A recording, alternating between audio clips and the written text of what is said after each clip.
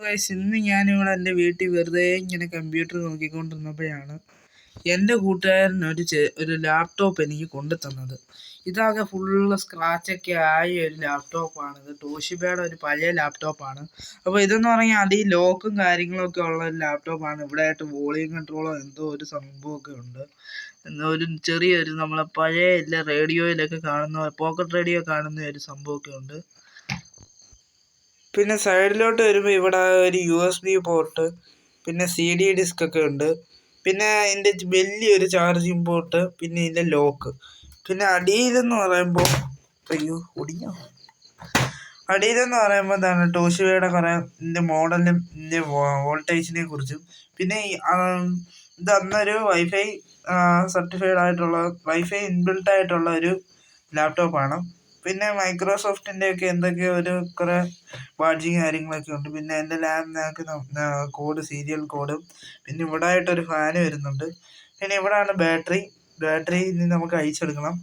പിന്നെ ഇത് നമ്മുടെ റാമിൻ്റെ കവറാണ്.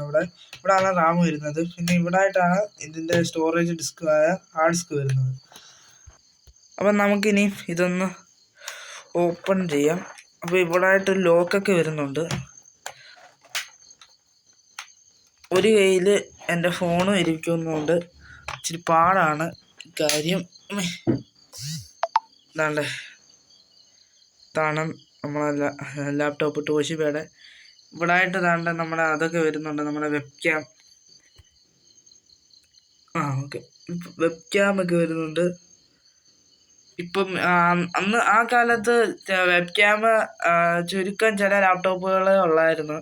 അപ്പോൾ ഇതിലൊക്കെ അന്നൊക്കെ വെബ് ക്യാം എന്ന് പറയുന്നത് വലിയൊരു സംഭവമാണ്. അതുകൊണ്ടൊക്കെ ആയിരിക്കും ഈ വെബ് ക്യാം എന്നൊക്കെ ഇവിടെ പേരൊക്കെ എഴുതി വെച്ചേക്കുന്നത്.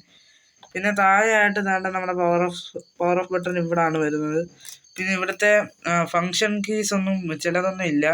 F1 ഇല്ല, F6 ഇല്ല, F7 ഇല്ല, F8 ഇല്ല.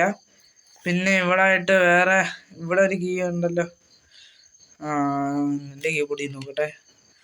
G ഇല്ല, ഇവിടെ G ബട്ടൺ ഇല്ല. ബാക്കിയുള്ള എല്ലാം ഉണ്ട്. എന്തായാലും നമ്മൾ ഈ ഒരു കീബോർഡ് മാറ്റണം. അപ്പോൾ ഇതെന്തായാലും റീസ്റ്റോർ ചെയ്ത് ഉറപ്പായിട്ടും നമ്മളിത് എടുക്കുന്നതായിരിക്കും. അപ്പോൾ അടുത്ത വീഡിയോയിൽ ഇത് ഫുള്ളായിട്ട് നമ്മൾ ഡീറ്റെയിൽ ആയിട്ട് ഇത് ഫുള്ള് അഴിച്ച് നമ്മൾ ഇതിൻ്റെ ഫുള്ള് എന്തൊക്കെ കംപ്ലൈൻ്റ് ആണ് നോക്കാം നമുക്ക് അടുത്തൊരു വീഡിയോയിൽ. അപ്പോൾ പുതിയൊരു വീഡിയോ വരുന്നത് വരെ എല്ലാവർക്കും ബൈ.